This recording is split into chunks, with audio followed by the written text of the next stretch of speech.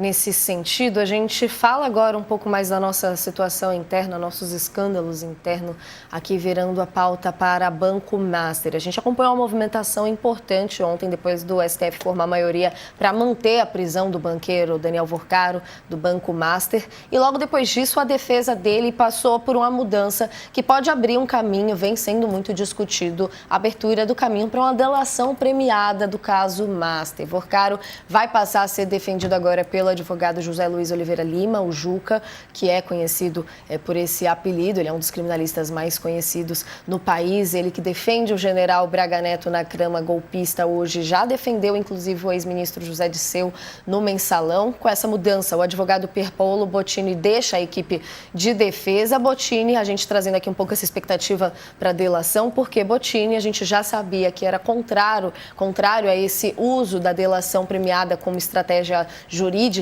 no caso dos seus clientes, mas agora com essa mudança para um advogado que a gente sabe já adotou essa medida antes. O Juca que já advogou para nomes como o ex-presidente da OAS, Léo Pinheiro, que fez uma delação premiada implicando inclusive o presidente Lula, delação essa que implicou outros nomes também, como o ex-assessor do presidente José Iones, que era próximo de Michel Temer. Ele já advogou também para o próprio Banco Master antes daquela liquidação que a gente acompanhou pelo Banco Central em novembro.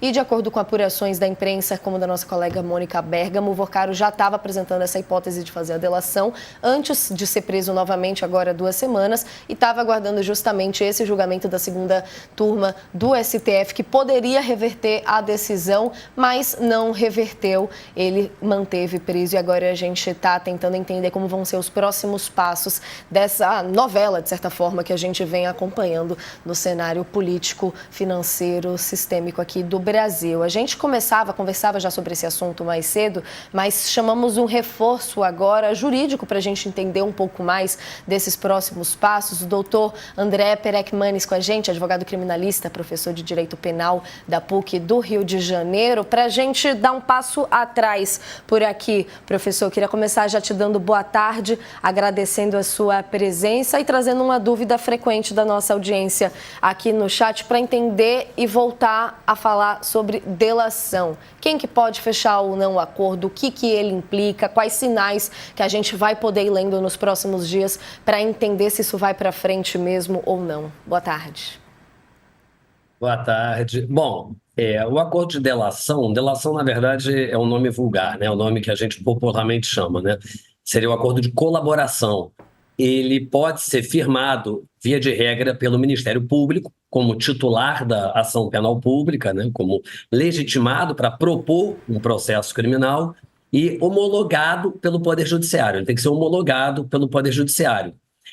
Todavia, a Polícia Federal já andou também tentando fechar acordos de colaboração em hipóteses em que o Ministério Público não o fazia. E isso foi debatido no Supremo Tribunal Federal. É sempre bom a gente ter em mente que o Supremo Tribunal Federal, hoje em dia, não é um órgão que possa nos dar muita segurança jurídica. Decisões do Supremo vão variando de acordo com a situação, com a casuística, mas o Supremo Tribunal Federal já havia estabelecido limites para que a Polícia Federal, ela organizasse, ela titularizasse esse acordo. Mas, concretamente, é um acordo em que o investigado admite a prática de crimes e traz informações espontaneamente, informações inéditas que ajudem a identificar outros criminosos, ajudem a localizar os bens frutos do crime, ajudem a desbaratar o esquema criminoso de um modo geral. Professor, e uma dúvida também, a gente vem vendo uma série de ineditismos, de certa forma, nesse caso, desde o começo, se assim a gente puder falar. Existe dentro desse processo da delação alguma possibilidade de interferência, de tentar barrar alguma coisa se ela for para frente mesmo? Pode existir alguma questão que mude o rumo natural que o senhor explicou aqui para a gente ou não? O que a gente pode imaginar nesse sentido? Olha, na verdade, do ponto de vista jurídico, o que pode acontecer, naturalmente, é a não homologação pelo Poder Judiciário. Quer dizer, seja titularizado, seja negociado, melhor dizendo, pela Polícia Federal ou pelo Ministério Público Federal, no caso a Procuradoria-Geral da República, o acordo tem que ser homologado pelo Supremo Tribunal Federal, no caso, pelo ministro relator, atualmente o ministro André Mendonça. Então, do ponto de vista jurídico, o que pode acontecer, caso venha a ser negociado esse acordo, é a sua não homologação. E por que poderia ser não homologado o acordo? Por se entender que aquelas afirmações feitas pelo réu colaborador não foram comprovadas. Porque é muito importante a gente ter em mente que o acordo de colaboração, a colaboração, ela não é uma prova, ela não é entendida como uma prova útil para uma condenação. Ela é um meio de obtenção de prova. A partir dela é que se pode chegar a uma prova. Então, ela tem que ser corroborada, ela tem que ter prova, ela tem que ter ratificação externa. Não basta o colaborador fazer uma alegação, naturalmente. Então, se por acaso o Daniel Vorcaro fizer acusações, fizer alegações, incriminando outras pessoas, atribuindo responsabilidade a outras pessoas, e o ministro André Mendonça entender que não há nenhum elemento que confirme isso, ele pode não homologar o acordo. Ou então, se ele entender que o Daniel Vorcaro e a defesa técnica estão de má fé, estão escondendo informações, estão mentindo, estão ludibriando. Juridicamente, esse é o caminho. Agora, politicamente, eu não sou analista político, naturalmente, mas muitas coisas podem acontecer, como todos nós, como cidadãos, sabemos. Aproveito aqui até para passar para o professor Paulo, então, antes de tirar mais uma dúvida jurídica que eu queria aqui com o professor, o que a gente pode imaginar de repercussão política nesse sentido, uma vez que sabemos o nível de implicações que a gente pode vir a ter nesse caso, professor? Acho que a gente está com seu microfone desligado. Agora sim, perdão, foi do lado de cá, se puder retomar a fala, por favor. Resolvidos, que susto. Bom, mas vamos lá. Então, eu estava dizendo que o caso Vorcaro é uma bomba relógio para o mundo político, né? Eu queria destacar que nas últimas semanas nós temos visto grupos de centro e de direita, assim como também uma grande emissora aqui do Brasil, né, a Rede Globo, com a Malu Gaspar jogando a batata quente, digamos assim, nas mãos do governo. No entanto, ainda não se ouviu o Vorcaro de fato, né, com a sua delação, que deve ser feita quanto antes e articulada pelos seus advogados, né, não por acaso ele muda, né, como vocês bem apontaram aqui, de advogado e de estratégia, mas hoje o temor é que, ao abrir a boca, revele-se, né, onde parte, né, dos recursos de Vorcaro foram parar. E há indícios, né, de que muitos políticos de centro, de direita, claro que isso também não tira o peso, né, dos recursos distribuídos, né, à empresa da esposa do Alexandre de Moraes, eventualmente também, certamente veremos participação também de partidos de esquerda, mas ao que tudo indica, o problema maior está no centro, na centro-direita, né, nos partidos de direita.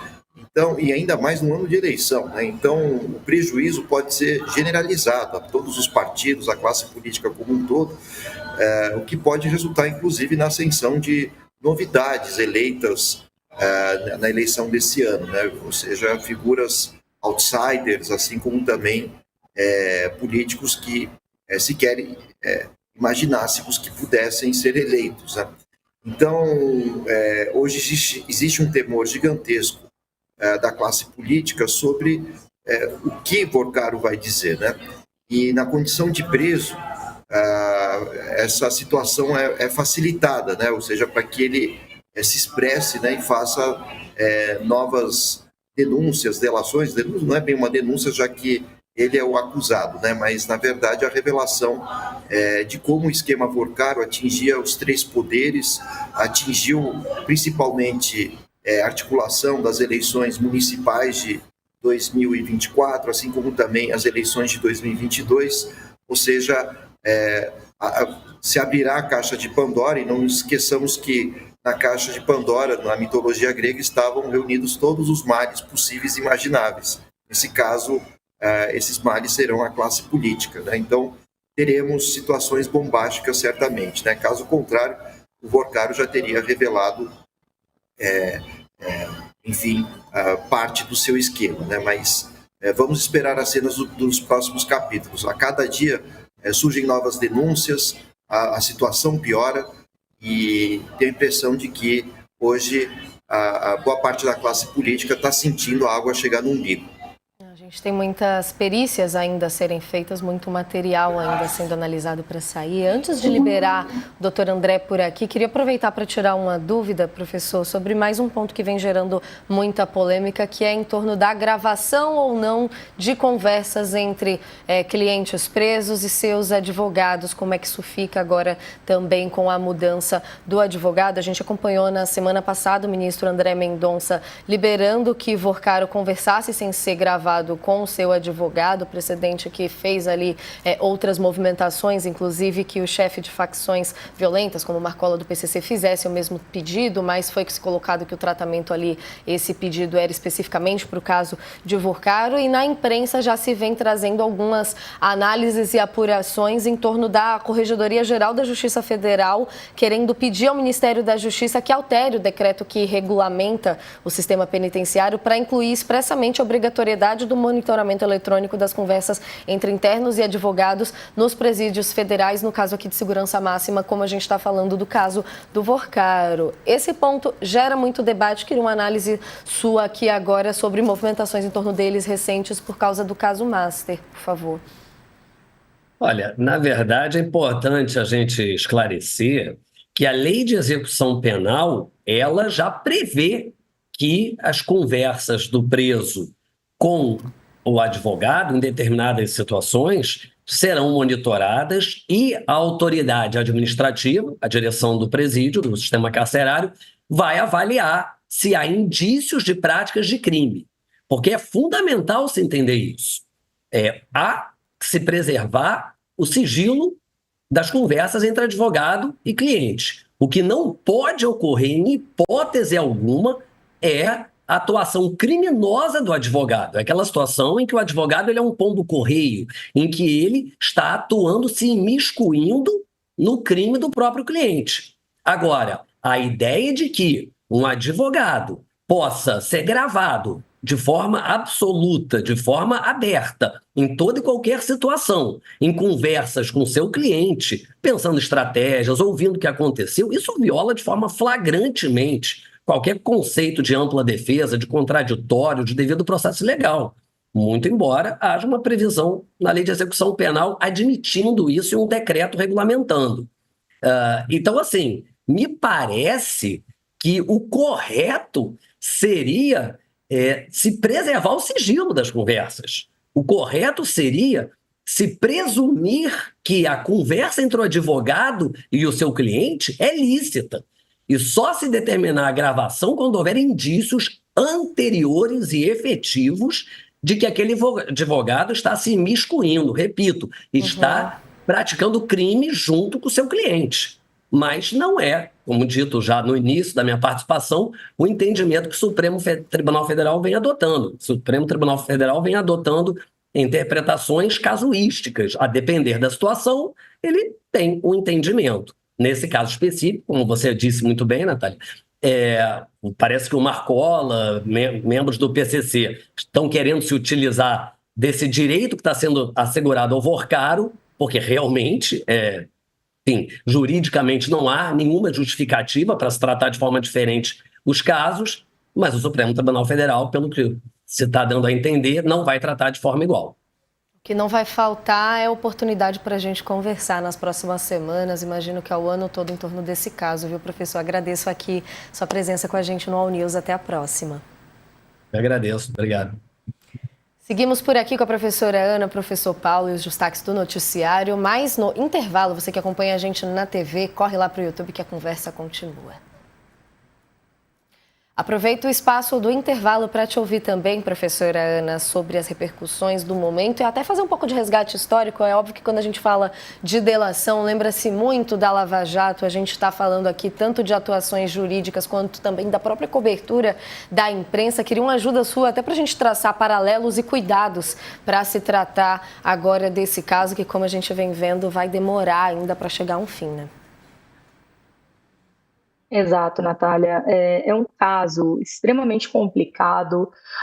Não esperava-se que tivesse uma repercussão tão grande, que tivessem raízes tão profundas. Então, nós precisamos tomar muito cuidado quando falamos da chamada delação, ou como o professor André estava colocando aqui, a colaboração. Cada caso é um caso. Então, nós tivemos o próprio advogado, que agora o Vocaro vai usar, é um advogado voltado para a delação, então espera-se que isso possa acontecer, que essa seja a nova estratégia de Vocaro, mas esse mesmo advogado também participou, foi advogado de alguns réus no julgamento sobre os atos de 8 de janeiro. Então, nós vemos que nós temos aqui no Brasil já essa prática da chamada colaboração ou delação. Então, eu acho que nós precisamos tomar muito cuidado, porque uma coisa é, por exemplo, a delação, quando nós pensamos nos atos de 8 de janeiro. Estamos falando de um caso de tentativa de golpe de Estado. Aqui, no caso Vocaro, existem indícios de que uma série de pessoas importantes estariam implicadas. Então, é claro que isso precisa ser averiguado, precisa ser investigado, mas o caso da delação também precisa ser visto com muito cuidado. Então, nós não podemos esperar que, como o professor colocou aqui muito bem, que qualquer coisa que o Vocaro fale vá ser levado ao pé da letra, então precisa se investigar. Quando nós olhamos para esse histórico também da Lava Jato, como você colocou, Natália, na memória recente temos aqui a Lava Jato, que ficou muito marcado para a população como um episódio também de uma corrupção muito grande. Então, nós precisamos tomar muito cuidado, porque espera-se que, a partir do momento em que o Vocaro dá esse indício de que vai fazer uma delação, de que ele vai contar absolutamente tudo, e não necessariamente é esse o caso. Então, eu acredito que nós precisamos esperar, acompanhar a situação. É um caso muito complicado, mas muito importante, envolve o Fundo Garantidor de Crédito, então vai gerar um rombo no Fundo Garantidor de Crédito muito grande, e nós precisamos prestar atenção.